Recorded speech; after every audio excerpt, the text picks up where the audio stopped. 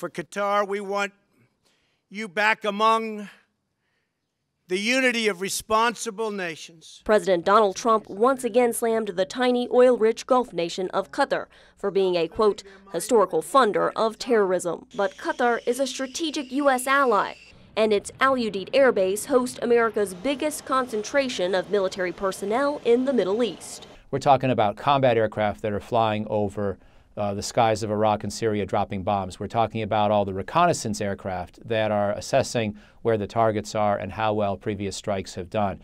We're talking about airborne command and control aircraft that make sure we don't run into Russian or Syrian jets inadvertently and keep an eye, on Iran and others as well. Secretary of State Rex Tillerson urged Qatar to address the terrorist financing concerns and said those blockading Qatar need to stop.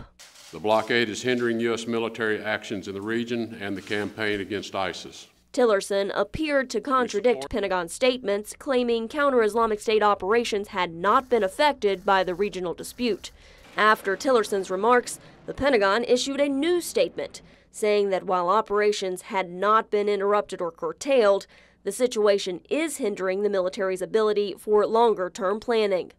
The Pentagon said it has a number of contingency plans should its troops and aircraft need to leave the Gulf nation. We are not where we were in 2003. There are other alternatives now in the theater that were not there 10 years ago or so. But analysts agree that even the best contingency plan would likely disrupt counter-terror operations in the region, since moving that many people and all their equipment could take months.